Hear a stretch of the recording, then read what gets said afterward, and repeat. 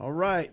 We hopefully right there on that machine there are live in the Roundtable Talk podcast. Hal Nunn. Ruben Gaslon. And Chris Holland. And we have a guest with us, and we will introduce him in a minute. Mr. Gerardo Laura Nunez. Did I get that right? That's right. All right. We got him sitting right over there to my left. But first, welcome to the Roundtable Talk podcast. This is our live portion of our show today. It'll re-air on Tuesday morning for audio only, but we want to thank our sponsors, Raeford Guns. We're glad to have them on and continuing as our inaugural sponsor. And Raeford Guns is located inside the gas station at Skull Road and Johnson Mill, 5609 Fayetteville Road. Yep, inside the gas station. Hoke County, Monday through Friday, 10 to 7 p.m. They're normally at shows on the weekends. See their Facebook page, Raeford Guns, or give them a call, 910-709-3950. That's Raeford Guns on Facebook. You know, the book face place where everybody's happy and they do everything fun. Everybody's in a good mood, right? We'd also like to thank the Hoke County edition of the North State Journal and welcome them as our group of sponsors. The Hoke North State Journal is the only statewide newspaper in North Carolina covering local, state, national, world news, college and pro sports. Please subscribe today by calling 919-663-3232. That's hoke.northstatejournal.com. And they got the puzzle page thing. They got Ruben's favorite, the Sudoku, because he knows all the words. He's the college professor, you know, is up there. So anyway, also make sure you check out our Facebook page, the Roundtable Talk Podcast, or listen anywhere podcasts are found, roundtabletalkpodcast.com.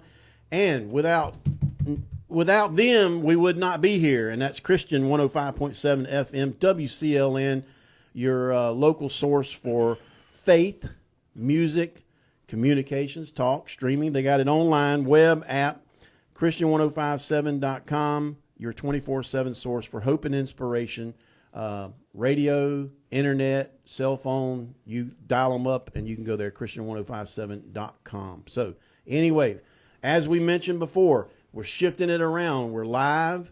We got guests in here, and we're going to do that one first. And Gerardo Laura Nunez is representing today on the podcast himself, number one. But number two, he's representing the Americans for Prosperity program and the Libra Initiative. That's right. And so I know more about, I've known the American for Prosperity a long time, and I've known a little bit about the Libra Initiative. We've had two people come and speak at our groups in the last couple years, I believe. And now y'all are they're working on two things we're going to talk about, the RAINS Act, and the other one is the Tax Cuts and Jobs Act. And so for all of you who are wanting more information, this is the one to get it. And maybe we should tag them when we get done here so we can make sure they understand who they are. First of all, man, tell us a little bit about you. That's what people really want to know. They want to know, who's this good-looking dude in the blue shirt over here? Stop talking about me, please. I said blue shirt. Oh, I'm colorblind. Hey, you're all good looking here. Tell us where'd you come from and how'd you end up in Raeford, or are you from here originally? Yeah, no, the typical story, you know, the Army brought me here. So Right. I joined the military back in the 90s, and the Army saw fit to bring me to the great state of North Carolina, Fort Bragg. Amen. Glad we got the name back. Yes, and, sir. I've been here ever since. I came from New York City, Dominican immigrant, and I retired from here, built my military family here, and we decided to keep it here. You know, all my kids were born here, so Amen. you know, I like the community. It's a very small town feeling. So how long have you been here? I've been here since 2003. 3. Okay, so that's the. Did a little Well, stint you in came. Fort Hood. One of y'all came before that. 99. Yeah, I was in 99. 93. You were really way back. Does that mean you're a little older? Were you in I'm Hoke in 60. 93? I'm 60 years old. Okay. I was- Anybody older than me? Besides, the besides producer man just besides threw something maybe at you. Mr. He said, Producer? "Don't do that." But Yeah, I got here first time in 93, but I didn't come to Hoke until 99. Yeah. all right, we try to lighten it a little bit before we get into the deep, heavy stuff. Anything going on in the world today out here in Hoke County? I know the sun just popped out. Yeah. So I'm glad. I'm just We've glad had- it stopped raining. we've had like 4 straight days of rain In cold weather. and the cold weather, but no snow. And for those So snow- far. yeah. Well, you I mean, think- it's snowing in D.C., so you don't know. well, it was snowing right up the road in the mountains, but Yeah, we, so we you don't tend to know. be in the sand hills. And what happens is, even when there's a storm, It breaks. it apart. breaks right apart, right around us. Listen, when we make it, I'll say this again. When we make it past May, then I can say that without a doubt, No freeze. no freeze. Yep. Before then, anything's Anything is possible. possible. A lot of folks, getting in this mood of February and March and Valentine's. Y'all got to make sure you take care. Make sure you do your business. Make sure you get everything under control. Tomorrow's the big day. But for me, today is the big day. The duels at Daytona are starting up tonight, so you get to see actual racing on the track. And we don't get into sports too much, but I'm telling you, it runs deep in my family, and we're going to all have fun watching it tonight. And I got a new team to pull for. So anyway, let's Americans for Prosperity. First of all, tell us how you got involved with Libre, because I know, Ruben, you've mentioned some things about this program. And then I understand we had someone come and speak, and apparently it jumped on you to get involved. Well, I'll tell you why. It's a long story. I think I got on. It all started with a Facebook post. I was. There it is again. I started with a Facebook post, and a couple of people replied to me, and it all started. I wanted to see more. I guess I more diversity. Diversity in the Hoke County GOP, and I say, I want to see more Latinos in there and people of color, this and that. And guess who replied to me? A Puerto Rican, and who said, "Hey, my husband is Mexican, and by the way, we have an Asian in our committee." And so it prompted me to be still, think what I was going to say next. And Right. It just I got involved. I contacted Chris and Ruben, and so I started getting involved. In the party in the county, and then I had a friend of mine that worked for Americans for Prosperity, and I started getting more active. I think what got me involved was just the last administration. A lot of the stuff that we Latinos completely felt alike, like the country was just not going in the right direction. The economy it's in shambles basically. And our basic cultural values are being degraded, and I think that's kind of like my backstop. That was my backwall. Like that was the ground seed that got you going. Yeah, you were like, I'm tired of looking at this stuff. Well, Yeah. first of all, you should be commended for just the stepping up part, right, Chris? Yeah. Because there's a lot of folks out there, and they'll probably They be talk a few. a lot of stuff on Facebook, and you never see them. I did. That's what I was trying to do. Talk a lot of stuff, and I got sucked in. checked. I got You checked. sucked in. Basically. You want to hit him up on the Reigns Act, or are you going to hit him on the Well, no, tax we just cuts? talk about the Reigns Act. So the Americans for Prosperity are a kind of an advocacy group that lobbies our legislature, for laws, and conservative values. So if you go ahead and Thank explain you. what we're Yeah, doing. American for Prosperity is our sister organization, and the Deliberate Initiative and American for Prosperity are working hard, not just to lobby, but we lobby for common sense laws, common sense things that make common sense just to the people. But more specifically, conservative. Conservative causes, center right causes. That are things that are laws that make sense. Give me an example of something that you guys have been working on. For example, here the recently. Reigns Act, which is the regulations of the Executive in Need of Screening Act. What that law act will do if it gets introduced into the legislature is it will give oversight back to the legislature. We have seen it time and time again where a lot of regulatory agencies have this great idea to spend money in the state. We're talking about hundreds of thousands of dollars, millions of dollars, without a legislature approval or any oversight, and it wasn't meant to be used in that way. So there's an unbalance of checks and balances, right? Tell me about it. What we're trying to do, and we're trying to work with the legislature, trying to introduce this, is that any regulation that is over, for example, $1 million in the state of North Carolina, we have to go to the state legislature for approval. Okay. And by extension of that approval, the elected officials and us who put them in power, we elected them. It's giving us back the power. People of North Carolina, through the legislature, to say yay, nay on this piece of legislation, or this approval that could impact our economy in a negative way.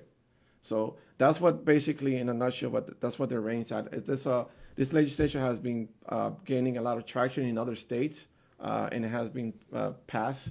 And it's just another tool. It's a valuable tool. It's a valuable like. tool. Exactly. It reminds me of all the stuff going on with the Doge and Exactly. the USAID right now. Yeah, well, you got a lot of people upset about the fact that we have an agency now that is going to regulate fraud, waste, and abuse. And we're seeing it. And so I think it's a great piece of legislation to bring it over to North Carolina, to hold more people accountable, to be able to say we are going to spend our money, our taxpayers' money, wisely.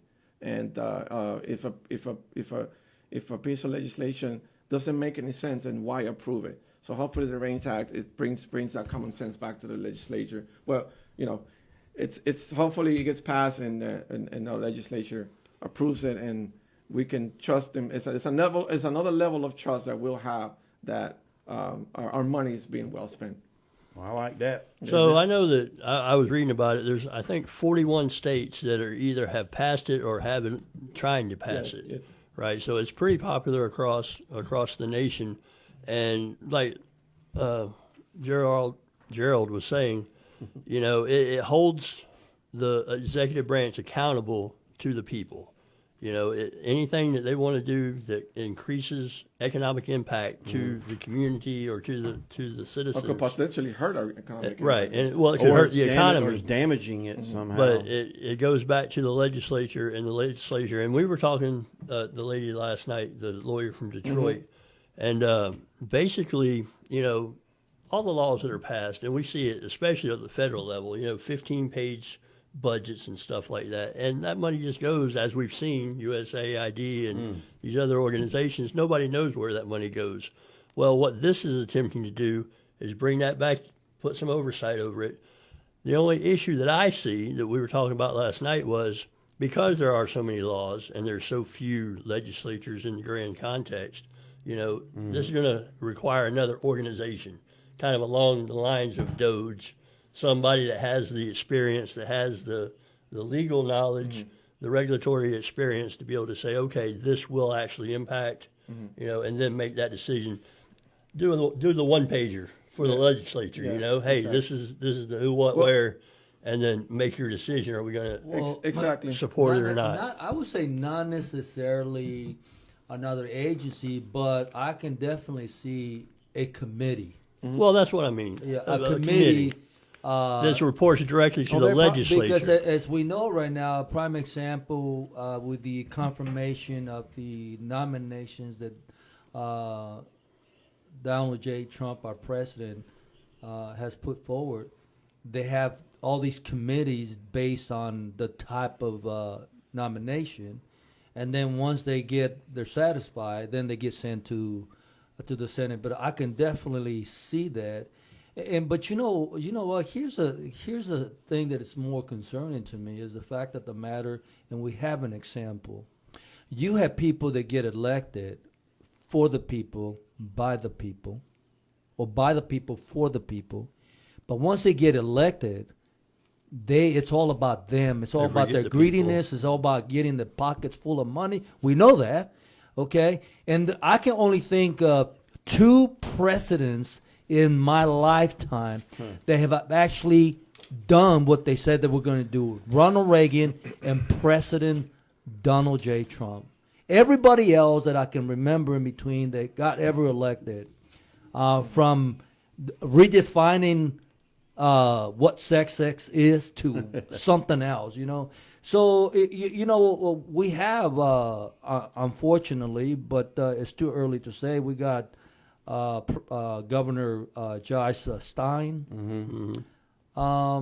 So far, I'm disappointed because he contradicts himself. As an example, he says, "I'm gonna go ahead and sign this executive order because politics don't have anything to do with pro-choice."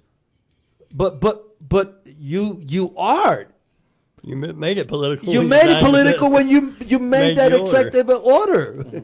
you know, so they contradict themselves all the time, and so it's good. But you know, a good steward, good leadership. Prime example, President Trump right now. We don't need that, but unfortunately, we need stuff like this. Well, down here we do, because Yes. in my opinion, Yes. nobody's looking at. I mean, yes, we have the auditing offices and stuff like that, but nobody's looking at these programs and initiatives and digging into where that funding is going. Right. That I've known. Yeah, well, I'm glad you brought that. I'm glad you brought that point, Chris, because last month, and I have it pulled up over here, the House Speaker, Mr. Destin Hall, tapped John Tarbert out of Gaston County, and Keith Kidwell out of Beaufort County to lead a new committee on government agency efficiency here in the state of North Carolina. So that was Dodge, Those two guys. One of them's been there a while. Yeah, John Tarbert, I believe. Yeah, and Tarbert. so Dodge is not only just popular at the federal level, but what it's doing is it's creating those types of committees or agencies at the state level as well too, because we all know what happens at the state level too. There's a lot of mismanagement, and I think it's enough of that. I think the American public, the people of North Carolina, deserve a system of checks and balances that know that our taxpayers are going to the right projects. And it's not going to hurt our economic power here. And this is the law that would back them up. This That would give them the authority. This will be an extra step for that committee to be set to say, well, you know, according to the Range Act, you're trying to institute spend over anything Right. over here in the state. We're talking about maybe up to $1 million. Right. That could be flexed up and down.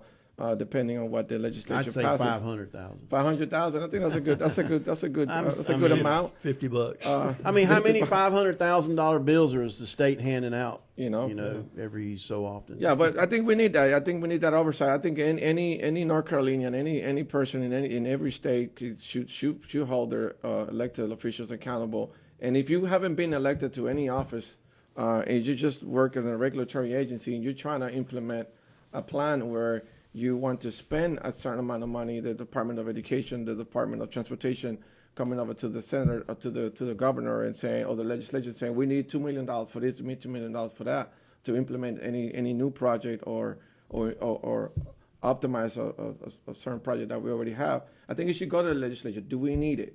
Can we Viability, like exactly? Do See we if need to it's curtail worthy. it? What's a better alternative to that kind of money that we want to spend? Can the taxpayers afford that bill?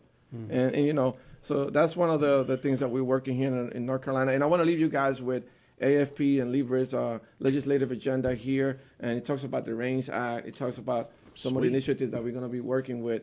More ammunition for you guys to share with the podcast. Sweet. So before you go, in the time we have left, still got let's tax hit back. let's hit on the what is it called? Tax and Jobs Act. So the Tax Cuts and Jobs Act, Tax which is Cut a and tongue Jobs tire Act. for me. Mm-hmm. Yeah. So this is a act that was passed in the last administration of 2018. 2016-17, I believe, Donald Trump's first administration. So what it did is it cut taxes for the hardworking American public and, yes, you know, corporations. Because we all know that when we cut taxes, the economy prospers, right?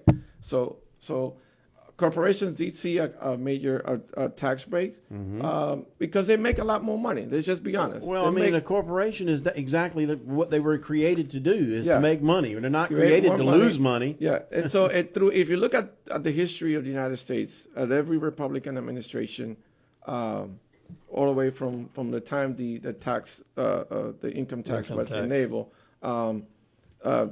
the 1% of America has been doing their fair share. They have been carrying the entire economy of the United States, and some. And so we have been taxing them sometimes very, very inappropriately, and then sometimes, you know, we give them, not, I wouldn't say a break, because when you Get it back in line. when you get it back, exactly, when you bring the tax rate to a rate that's consistent with what they're spending, then that money that they're saving, we all know that that's a stimulus to the economy. So what they're going to do with that money, they can spend it in bonuses for their employees, new machinery, growing their businesses, growing their base, and whatnot. So we're talking about if the Tax Cuts and Jobs Act goes away, which is supposed to end in December of this year, we're talking about the average American family seeing their taxes increase by a little bit over $2,200. Man, I don't know about you. We got to fix that. I don't know about you, but I can do a lot with $2,200. Okay, I can start a savings account or put in a C fund, or depending on the size of your house, you can get some repairs done. Take the family out on a that's vacation. That's a whole month and plus a mortgage payment. Yeah, exactly.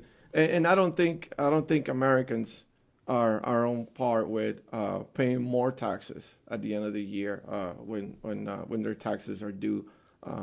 Could you imagine a person that's trying to make ends meet, and you got to tell them, well, you're going to make a lot less money monthly. What you take home is because we got to pay more taxes because this tax job ad is going to go away. So now the American, especially in an economy that we live in right now, I just paid almost $9 for 2 dozen of eggs. Yesterday. Don't even think about the 18 eggs. 18 eggs, that's right. 18 eggs. Yes. 18 eggs, that's right. Almost $9. And I looked at my kids like, you guys need to eat all these eggs. You better eat them. But yeah, exactly. Scrambled, fried, omelet or something. You better put it on the table. And so this is one of the initiatives that we're working this really hard. We're talking about the Tax Cuts and Jobs Act here in North Carolina. We're knocking on people's doors. We're making phone calls, and we want people to sign a petition to let both our senators and your state federal representative elected official to know that how you feel about the Tax Cuts and Jobs Act. It doesn't matter. I think, despite of political affiliation, nobody wants taxes raised, and we're trying to regain our economy. And if we raise taxes, unfortunately, history tells us that when you raise taxes, there's less money in the street. This might be a loaded question on too late in the interview, so but we can talk about it another time. Did you hear the talk about a possible flat tax or a straight tax across the board? I have not yet. Basically, a national but that's sales federal. tax. That's Yeah, federal. That's federal. Yeah. There's a lot of ideas being floated out there because our economy has been, the last 4 years of our economy has been a disaster. It's hurtful.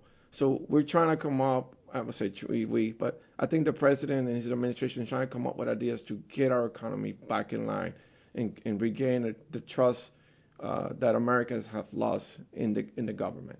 Because there's a lot of lost trust in the government. So I also want to leave you guys with this petition right here. It has a little QR code, and when the person uses their phone to get this QR code, they can sign a petition, and it sends that notification to both Senator Tillis. Yeah, it goes to Senator Tillis, it goes to Senator Ted Butt, and it goes to your local state representative at the federal level. And it lets them know how you feel about the Tax Cuts and Jobs Act and that we need to keep it. Does it also have ways for folks to get a hold of you or someone in the program to find out more information? If you want to get a hold of me, I can share my phone number here with you.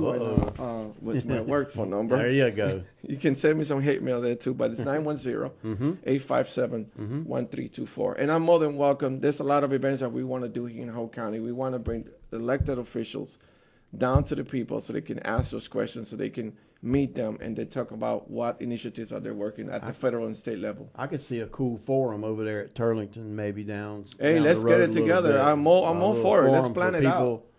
In the Libre initiative, Getting these public officials to attend. Will attend, speak, come, listen, but I will make sure to record it or something. But do you have anything else for Gerardo? No, I think I support both the organizations. I think they're doing good, and just more voices out there. That's what we need. We most of the time we sound like we're just yelling into the wind here in Hoke County. Yep. We need more people that are listening, that are interested in this. They are. Whether it's the Libre, whether it's Americans for Prosperity, whether it's just the Hoke GOP. Oh, I think they are. Get out here and make your voices heard and become active. Yep. I'm telling you, the past 3 years have been exhausting for the few members that actually pull the weight for the party around here. The less than handful of members. And it's great. I'll tell you what, like my wife's been getting involved in the community, especially with the kids, the children's sports and stuff like that. And everybody knows my wife around. When it comes onto the school, they're like, hey, where's your wife? She's out with the parents. She's doing stuff. But getting involved with the community. We're a part of this community, regardless whether you like it or not, whether you work 2 jobs or whatever. Make time to involve yourself in the community, whether it's at the sports level, coaching, teaching, or whatnot. I happen to be passionate about politics and making sure that our politicians are listening to the people at the grassroots level. Knocking on doors, talking to them on their behalf. This is how they feel. Bringing them over to the community so they can talk to them and ask those questions. So I just ask people, get involved. It all started with me with an email and seeing that as a Latino that Facebook my country, too. a Facebook email or text, and seeing that the situation in our country and in our county, specifically in our county, Hoke County, you hear it on Facebook all the time. People are complaining about the situation in Hoke County, but when it comes down to the school meetings, you don't see a lot of people there. Well, when it comes to the sheriff's meeting the other day, you don't see a lot of people there. We live here. We got to get involved. We got to let them know how we feel, that we're here either to support or let them know how we can fix things. But I just ask, especially the Latino community here, I feel like we're hiding. We need to be more out there, more involved, that we're here in Amen. North Carolina, and especially in Hoke County. And let's get out there and get it.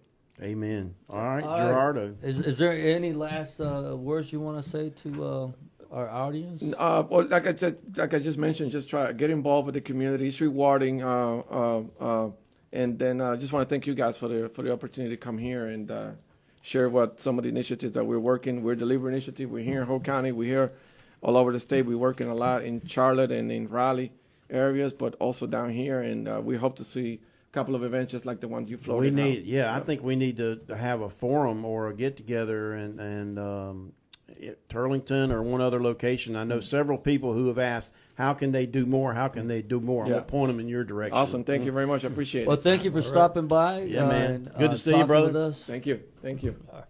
We're on the live stream, so we're continuing on, and Gerardo's going to head out. He's probably got another appointment to get to here this afternoon. Did I mention we'll it was see. episode 126? No, Or did I? but you Okay. did now. Okay, I did now. I made up for that. Okay, where are we going to start for the? Let's see. You want to start local, or you want to start? Start with the first one on the list. First one on the list, Mr. Garland Pierce. We understand there were some bills proposed. You knew about them ahead of time, but also they've been working. One of them they've been working on for a while. Yeah, and it's if I a don't- repeat from the last And if two I don't sessions, I if believe. I don't get it, it's the the first one that jumped out to me is, I guess, our North Carolina representative Garland Pierce is working with three others, and they all are signing on to these bills to make Election Day a state holiday. Right. Now, we've talked about that. Yeah, I just don't know how that would interfere with a federal job. I mean, what is it going to accomplish? Are people going to let everybody in the state off? State employees might get the day off, but But not civilians. not civilians. So, I mean, what is it really going to accomplish? Well, one thing I could Now, if they made a law to where it can be criminalized if you don't let your If you employees don't. off, but I think they would be challenged. Because I Yeah. don't think that's constitutional. no, they're not going to tell an employee. You know, so employer I think that's just pandering to a select group to make people think that look what we're doing. I think a more effective thing, if you really want to impress me, because I claim North Carolina. You know, what was that Venezuelan guy? Born in California, but North Carolina by choice, something like that. And if you want to really impress me, be attentive to your Community. voters. Yeah. There's nothing more that I can't stand, and Chris knows how I feel about this, is that you help people get voted into office, and when you call them to talk to them about something, they become ghosts. I hate that with a passion. I know you get a little You know, fired because up. I am a public official. I'm a school board member, and I'll tell you what. You had any complaints this week? It might take me 12 hours, maybe 24 hours to reply to an email, but I don't ignore. Right. Even if people don't vote for me, if they email me or they ask me a question when we went to the superintendent's night out. Yes, that You was. know, and this one was better. I followed through, and I'll tell you what. That's getting into politics. That is one of the most greatest disappointments that you push politicians to get reelected, only not to see them again. And to me, that's a great disappointment. I went and watched the school board meeting the other night because I was trying to do catch up from Tuesday, and Wait, you were there? no, I watched it on I was gonna YouTube. say. They're not doing the public comment. I guess that's. Well, was- we didn't have anybody. You didn't so- have nobody. Okay. Well, the last two we haven't had anybody, or there was a problem or something. Anyway, No, I no. wasn't making a point. I Oh. was just saying I didn't see any public comment, and then they started the meeting, and I looked at how many people, and it was like 65 people that had watched it. They were watching. Not it. very many. Well, I probably. mean, how many do you think were in the audience? We had 25, maybe. So And I mean, that's and- decent. And the majority, I always know when we're going to present something to somebody because we get an Oh, out. that's right. The custodial thing was this week. Yeah, that and Or this we month. had a young lady that got recognized. I forget Spotlight what it on was. something. Spotlight, Yep. a major accomplishment for the young lady. Shania Bratcher. Forget what it was. They didn't say what it was. It just says. She got recognized for she Well, she you did. I remember? forget It's- what it was. Yeah, I mean, it's every day. So I mean, I put my disclaimer that once I do something on a meeting, I move on. so they had the spotlight on success. The custodial team was Sandy Grove of the month, of not the year, the month. Sandy Grove Elementary, Shania Bratcher. But what I wanted to, well, there wasn't really anything to mention. Hoke County High School's getting a new logo. Revised, new. I like it. It looks really good. We need to. They probably did a get great it. job. That was a good looking logo. I hadn't seen it. It's- I have to show it to you, man. That's cool. But they had you do your policy stuff. The mascot, boys volleyball. North Carolina has just like the rugby club. So it's right now club. It's a club because well, I knew this already. So what it is that you have to have so many. We have obviously 100 counties in the state, and each county has a school district. And you have to have a percentage of those school districts to be able to have, for lack of a word, sponsored Sanctioned. a club. And once it makes it to so many schools, I want to say like 75-80% of the school districts, then it gets sanctioned by The High School Athletic Association. yes, and then it becomes So this is more or less right now. It's a club. yeah, but it's closed. We're talking about they're already in 70+ districts that have the men's volleyball team, and it's still a club. But that is impressive because you know we were the ones that got the girls wrestling started. Yeah, and there was one other program. It's escaping me now, but so kudos on that. And all right, so we didn't even finish on Garland Pierce. Let me just mention, and we'll get deeper into it next time. Military, making the whole month of November Military Appreciation Month. it's not going to be a day anymore. The whole month, we get it off. You get it off, man. Okay. Here we go. Anyway, back. Government employees, maybe. So military appreciation the whole month of November, upgrading and upkeep of the veteran cemeteries.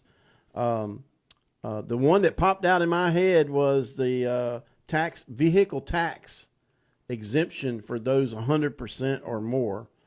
The museum, they're going to either expand it or build a newer one. And the education portion, I didn't even understand it. Yeah, They were going to defer. Yeah, we'll maybe look into defer the fees or something. Well, and I mean, we'll discuss all these in Okay. depth in another thing. But these are just now coming out. You know, there's still other legislatures that'll bring some out. So we'll kind of do a roll up of the most important, significant acts, and we'll do a special on that. and both sides. You know, our representative, Senator Danny Britt, as well as Garland Pierce. Amen. I'll give him credit. I'll give him credit. If you got some bills there, you partnered with some guys to push. Let's see how many get across the finish line. Then we'll raise. I tell you, you both know me. I give credit with where credit is due, and I have to say this: first time. Because I've been a board member for over 2 years, but this is the first time that I received an email from our representative, Garland Pierce, asking me, and I'm pretty sure it was the other board members too, but I replied, asking me if I wanted something. I paraphrased, if I wanted something. And so, I need a new truck. So just so people know where I stand, I am against the bill that's being proposed right now, cell phones out of the classroom. I'm against that. Okay. And I'm gonna tell you why. To me, it's easy. Once we allowed children to have cell phones in there, a lot of stuff came out of what some teachers that had no business being teachers were doing.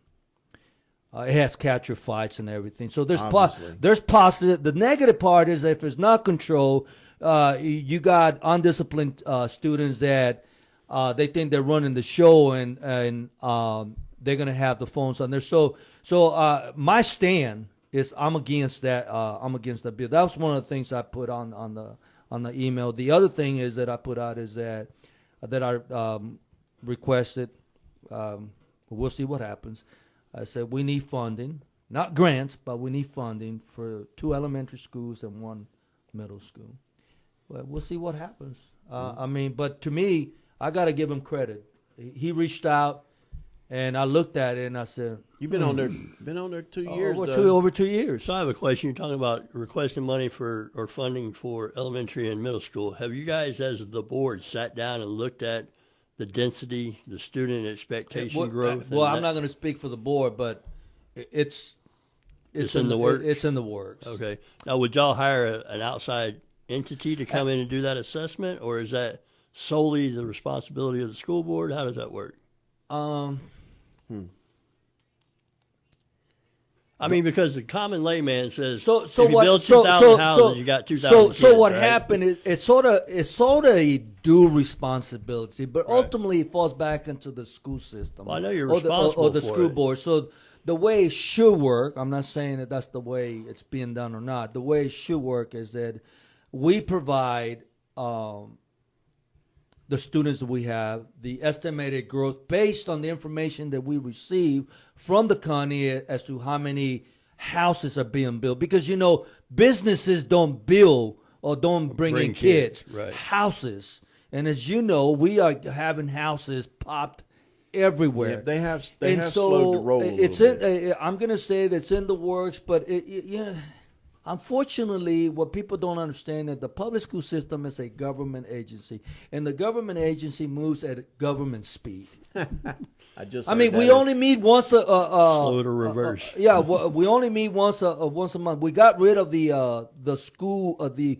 work session, which to me that was a brilliant thing that we did. But then I'm going to say that we sort of lost control because we have one goal with the work session meeting, and next thing you know, they start adding more stuff for the work. And then it became sort of like another meeting. So I got voted out of it because I didn't want to get rid of it, but the majority ruled that let's get rid of it, and so we got rid of it. It's a team effort. And so we'll see what happens. You added the policy part though. That was cool. We have that was really we have now. I was nominated by the chair, the board chair, to be the chair for the policy committee, and we have that every other month. And we're updating policies, which is very good because many policies were like 2002. It says right here that you have the first read. It says under consent agenda, school board policy first read, and it mentions the two Mm-hmm. policies you've been looking at. And so y'all had already come together and talked about it, and Yeah. then it came to the So board. when it That's makes what it the to the committee does, when it yeah. makes it to the to that monthly agenda meeting, we've already had the meeting, Right. The policy committee meeting. But I mean, not that you had a meeting before you voted on something. You had a prep meeting to go over the policy, so your meeting wouldn't last Their 3 committee hours. gets together and reviews it Yep. and rewrites it. They wrote it perfectly. And then you pass it out of committee. Say, yes, we want and to the send lawyer this to was helped y'all write it, so it would be. What we written. have, I mean, this is the policy committee meeting we have every other month. It's on the same day that the monthly meeting is, just an hour and a half or 2 hours before, depending on how big the policies we have to review. Okay, because some policies are pretty thick. Some are just one page. Some are 10, 12 pages, and that's time I consuming. remember when you know? you first started and Yeah. saw you showed me the book and all Yeah. that. So what we do is that the policies that for an example, let's just say that we had the monthly meeting today, and there was that every other month already. We will have the policy committee today also 2 hours before. Those policies that we review that day, they will not go on this. No. It will go on the next The next month. agenda. And it's leapfrogging. Yeah, it gives you a little time to mull it over, sort of. And then what it is, we already voted. That committee already voted on these policies to move forward, and they get finalized with the board. Yep. Just like the nominations, you have a Yeah. committee Yeah. that Yeah. voted out of committee. Yeah. Now the full board is going to vote on it. That's right. That's Exactly. the way it works. All right, two more and then we're done. We're gonna call it a wraps. But housing authority or affordable housing? You had something Yeah, on that. I saw that. It kind of caught me off guard that the county's now becoming a landlord. They're talking about constructing affordable housing. I know I think it was last summer. I went to a commissioner meeting when they were trying to approve a plat, and one of our local contractors was talking about building affordable housing. So instead of $350,000, it was only freaking going to last be 10 years. $290,000. That was their definition of affordable housing. But It was anyway, 290. yeah, instead of 350. But anyway, out here on Steel Road by the The main Doc solid Brown, waste Steel place. by the Road. dog pound. Oh, the animal show. Oh, Yeah. I forgot all about that. all of that, they're going to build an affordable housing unit. They're already building 10, them. yeah, it's 10 units. Yep. Basically, they're going to establish a housing authority that controls that. They're the landlord of that. And from reading the article, it sounded like that this is like phase one, that this is like the first set under this housing authority, that they're probably going to build additional units around the county. We'll see where they end up. I don't know. It's one of those things where the local economy is going to succeed or fail with housing based on the demographics of the population, right? We're meddling in the market when the government comes in and starts building, undercutting the local economy. It's just one of those things where it's It's like I wouldn't say it's doors. double-edged sword, but it's Yeah, kind of but, like it's defeating some of the well, purpose. we the taxpayers are paying to build a building that then are going to subsidize, because it has to be subsidized. It is not the going rate for rent in the area. So I don't know. Yeah, it's a double-edged sword. Well, It's- look at it this way. Just for the record, not as a public official, but as a voting resident of Hoke County, I am 1,000,000% against what they're doing. And let me tell you why. They're using my taxpayer money to build these houses by the main location, the solid waste, off of Doc Brown Road. Okay, so let's just say, for argument's sake, they're $100,000 homes. They're kind of like duplexes, one Right, level. Okay, right. they're all white. I've seen them already. Okay, and so $100,000. Okay, we paid for those houses. The county didn't pay. We, the taxpayer, pay for that. Now, here comes the subsidy. I'm gonna rent it to you because I don't see how this is gonna work for them, because I see this is gonna be a cow. They're gonna be bringing in more money. So I don't think they're gonna sell them. I think they're going to rent They them. are. That's No, it. they That's are. It's the going to plan. be it's They going to are. be Section A housing. That's okay. exactly what it and is. So let's just say, for instance, And they're going to petition the state. let's just say no. It ain't got to do nothing to do with the state. It's going to be with I believe we're All going to pay funded for by that. Hoke. So let's just say that it's $100,000 to get them built. So I think it's 10 houses. I think that's what I saw, 5 or 10, something like that. So I didn't see the okay, so story. we paid $1 million. The taxpayer paid $1 million to get this houses built. Okay, now they're gonna rent them at a discount. Let's just say $1,000, but the rentee only pays $500, and the government. The local government subsidized that $500. The government's not paying anything. We continue to. It's just another way to continue to tax us. Tax people. Well, I found this ironic because remember back in 2020 we were talking about the houses that were being built from 2020 to now are not being built for local residents. They're being not. built for the federal employees and the soldiers on Fort Bragg. Because they get paid according to That's right. to the economy, right? That's So right. if you build a $300,000 house and that's all that's available, that's what they get paid for their housing. BAH. But this comment from Mr. Commissioner Sutherland was, I just lost it. The county is growing so rapidly with our military community that sometimes the houses are outpricing some of our regular people. They can't really afford some of the new housing. So we wanted to bring in some of the new housing, additional housing. The duplexes are just phase one of a long-term project. So we've been saying that for 10 years. Just take a ride down Townsend Road. That's all I'm telling you, folks. You're looking at me live right now. Just take you a cruise down Townsend Road and tell me. Now, they were not just planned in the last 6 months. No, this I has mean, been This has going been going on plan. for quite a while. There have been commissioner meetings where people in the audience are begging for it. Even James Leach himself. Oh, I've been waiting on these affordable housing. I've been waiting on these affordable housing. And I'm like, you're kidding me, right? You're kidding me. When you're allowing these people to go and build these, and I would say some way more than $300,000. Oh, yeah, some are, yeah. Way more. I think the average and house I don't know right any now, federal employees that's doing that. I think our average housing cost, our price here in Hoke County right now is like $285. The last I saw. That might be low. No, that's average across everything. New housing, old housing, the market. The market. Average price. Oh, of a you're house looking about- from a real estate. Yeah, it's about 285. What's so disappointing is the fact that you have the greater majority of Hokanians voting age that just don't get involved. They just don't. This is why we don't see change. We don't see change because of this, and so it's disappointing to me. All I gotta say is I'm so glad I got my house when I got it. Oh, yeah. At a low APA. Right. Yep. Yeah, just some more notes of this. Commissioner Leach said that there's no donation. We're building this out of pocket.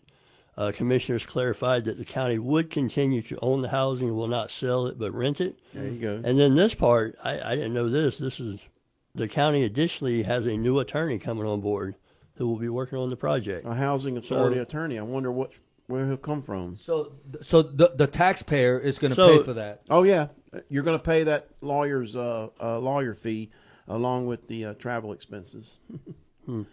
Anyway, you were And correct bonuses. on Zillow. It says the average home value in Hoke County is $266,000.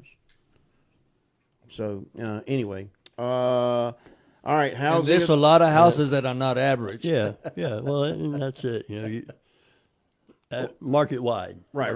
All right. Last one, Attorney General, Mr. Castellone. You were going Yeah, to talk Pam about what's going. Bundy. I'm so She's- glad she got finally confirmed. But I'll tell you what, this is what we've been needing the whole time, holding people accountable. The New York governor and the New York AG, Letitia James. Yep. They're all been brought up on charges. So just so we're clear, they're not getting arrested. Right. What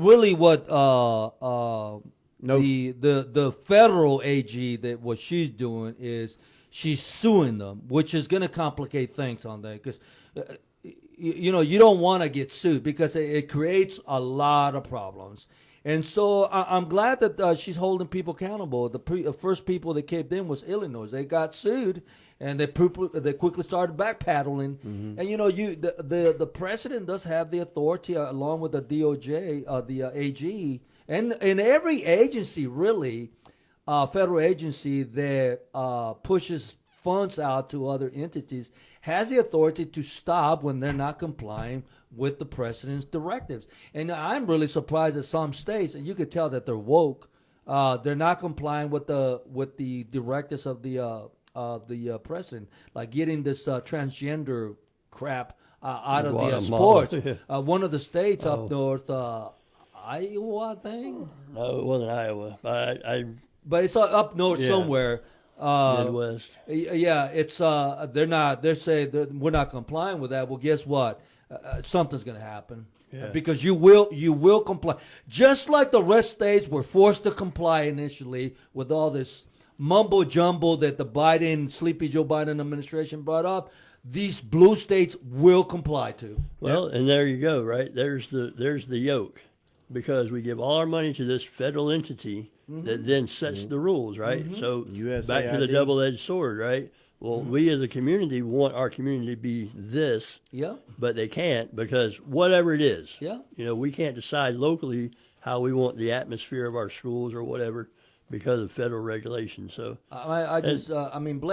bless President Donald J. Trump. He's a very patient man. Because I'm gonna tell you, if I was president right now, everybody would be in Gitmo right now. Well, especially Maxine J. They're still Americans. I think they are probably full at Gitmo about right now. No, I doubt it. No, they stopped the flights. They did. A judge did, temporarily. Well, I mean, it's but a judge did go ahead with the federal resignations. Yeah. So the program's closed now, but there's 75,000 people who applied for it. So I guarantee you someone But can you imagine 75,000 federal employees taking the buyout, and let's just say conservatively, let's just say that each one of them is getting paid $75,000, which I suspect is way more, but let's just say 75,000. Go ahead and multiply 75,000 by 75,000 by 75,000. Look how much money we're going to be saving. 15 million? It's a lot of millions. Yeah, right. But and that is 1 year only. But what I hope doesn't happen, but it's the federal government, so I don't have any faith, is they let these people go. They go home for 8 months. They get a second job. They do whatever. They live their life. But then they hire somebody else to come back in and fill that position. What they need to do is look at a holistic across the government and reapportion those vacancies. And then, just like the military when they do cuts, reapportion where they need them and cut those that they don't. And not just refill them, because then you're just giving somebody free chicken, right? Now, it's my understanding when Elon Musk went into the USAID Department agency, which they changed the name, I guess, already, because you should have a video of them taking the name off the building. Well, they downsized. They downsized it from 10,000 employees to 390 something. No, it was 290. It was Elon Musk determined that this agency can temporarily, I'm paraphrasing, can temporarily run with only 290 employees. That was the core essential. Now, and to be fair, there's a lot of those employees that were overseas doing missions and food aid, working from home. Well, there's a lot of that too, I'm sure. But that's what I hope happens. But like I said, I don't hold high hopes, because it is the federal government that they actually say, okay, well, wait, 290 is a little small. We do have these other requirements, so let's give 3,000 of those back, or whatever the number is. But then, yes, if we're actually going to save money, then those other 7,000 positions would just go away. I got to tell you, I just think that based on everything that I know, I think that these judges trying to blackball President Trump from doing his that's not going to go well. Well, I think that they're the ones that have created the constitutional crisis Right. because he is. Right. He is. There are some exceptions. He is within He's the executive. his authority to downsize. He is the commander in chief. He's the executive officer of the he didn't do country. it as the commander in chief during Clinton, during Obama. Obama. We shrunk the armed forces. What was that? And nobody was fighting about it. There are some clips about Obama, Clinton, all of them. Now, let me explain to everybody, because people are like, oh, he shut down this, judges, whatever. So we know the legal process, right? Mm-hmm. Somebody sues, then a court first determines if the plaintiff has standing. Right. Do you have the right to sue?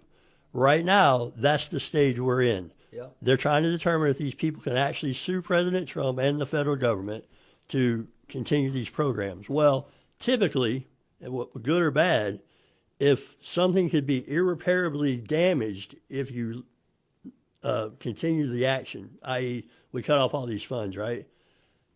Courts typically go with the status quo. Keep it as is until we determine whether you can sue. If you can sue, then we'll set the trial date, we'll hear the merits, and then we'll cut it off if it's within your rights, right? So it's the process. I mean, good or bad, it's our legal system. It's the way it works. So right now, status quo is to prevent any irreparable damage. And that's the way our system's been for, 100 years. Well, and the thing about talking about the USAID, talking about that is the bulk of the billions and billions and billions of dollars that this agency has received has not been pushed out to the U.S. It's been pushed out. As far as I'm concerned, it's an American. None of my money should be going overseas. I'm against money going to Ukraine. I'm against going to Russia, anywhere. any South American country. You have no idea. America is the only nation that gives millions, in some cases billions. I just learned the other day that we give subsidized Canada billions of dollars each year. To do what? About $250 billion. Yeah, no, and believe me, I'm not defending this. I think that, if this goes to fruition, that we're going to get a lot of cuts. We're going to get position cuts. We're going to get a lot of budget cuts, which is a good thing. I'm just explaining the process because people's got their hair on fire. These activist judges are doing this, and this. They're following the process that we've had for, a couple hundred years. Did the Supreme Court come in and put a pause on something, or not the Supreme Court hasn't the weighed in Supreme yet. Court has not been everything happening with the president. It's District Superior Court judge. Okay. That's it. All right. It's not the Supreme. Nothing right now has made it. I'm pretty sure something that will. Oh, it's probably going to fast track. Yeah. I'm sure. Oh yeah. It will. It will. Right. It's ain't gonna take years. And then all of a sudden, the left is going to be all about the Supreme Court. And I gotta right, tell there you go. Where before they were like, Biden so and the corrupt school and- loans, And I the gotta school tell you, loan money. I gotta tell you right now, Paul, the guy that went after King Fauci, Paul. Senator Rand Paul. Rand Paul. I was listening to him there. Right now they're having debates on USA. I'm gonna tell you why the Democrats are so against what President Trump is doing. Because anything he does, they're gonna go against. Number one. Right. Number two is because a former high-ranking federal employee from the USAID came up and said that the reason why the Democrats are so up in arms right now is because they are incriminated in all this money that they have been benefiting from the money going into USAID. Our money. What was that guy that said our money? And Maxine Waters was caught on tape in a meeting saying something about they got stuff on us. They got stuff. Yeah, I saw that. They got stuff on us. They got stuff on us. And then our money. One of them said our money, and then the other one lady was saying, "We'll work with anybody who's willing to censor Americans." This is crazy. They're going loony bin. But what's so terrifying to me, and no, I'm not gonna say terrifying. Yeah. What is so concerning to There me, you go. but you know what? If they want to bring it, what's so concerning to me that some of these crazy Marxist, socialist Democrats are actually calling to bring violence. weapons to the fights. I'm gonna tell you this Yeah, right. These that's people, not gonna end well. these people should be arrested by DOJ and the AG. I don't They think should be terrorism, arrested. yeah. Absolutely, She after going after New York like she is, I think that might happen. Absolutely. You brought up Fauci, so I'm going to give you your Fauci present for the day. So Democrats are outraged that a non-elected government employee is making decisions about the Right. livelihoods of people and the future of our country. And And what the King Tony Fauci did. he killed people. Well, I find it ironic, because his Trump was his appointed. thought processes. Yeah, did it. Musk was appointed by the president, That's right. so he is appointed, Right. Right, whether you like it or Elect- not. yeah. But what government department chief, of all these departments, they're not elected. Only the They're director directors. is appointed by somebody. Everybody below that, Yeah. down to the pencil pusher, is Hi- just hired or hired appointed. help. And believe it or not, there are many federal agencies where the president does not appoint because they're not directed. It's only about 15 director positions that fall under the president. There's other agencies, smaller agencies, that have a lot of impact on us that are not nominated by the president. And so, I mean, the federal government workforce is ginormous. They're the biggest taxpayer Employer. leech. They're the biggest entity that is sucking us dry. That and some of the nonprofits that they're looking into. All right, so we're going to end on Yeah, that we need note. to wrap it up. We need to wrap it up. We've been going. We got so many topics we could have talked about. Please send us a message if you got a story or some things that you need answers on, or you're looking for. We had a few comments while we were live, but I didn't get to them. We just been way too long. I appreciate it. Everybody listening. Episode 126. We want to thank our sponsors, Raeford Guns. Check them out inside the gas station at Skull Road and Johnson Mill. The Hoke County edition of the North State Journal, hoke.northstatejournal.com. Obviously, Grander Vision Media in this beautiful studio, Christian1057.com. Check them out. It's your 24/7 source for hope and inspiration. And now that you've been inspired, have a wonderful afternoon. For Hal Nunn, Ruben Castellone. I got one message. Alibi. Yeah, alibi. Happy Valentine's Day out there. Hey, all the ladies. Buy your spouse a gift, male, female. But right now we're doing the community chicken sale. The House of Raeford community chicken sale is live. Go to House of Raeford store. Click on the link for North Carolina sales. Bulk. Support the Trail Life Troop. That's who our organization contributions are going to this quarter. So buy some chicken. The sales close on the 27th, the Thursday prior to Saturday. March 1st is picked up. All you got to do is pull up in your vehicle, and the nice kids and dads will load it in the car for you.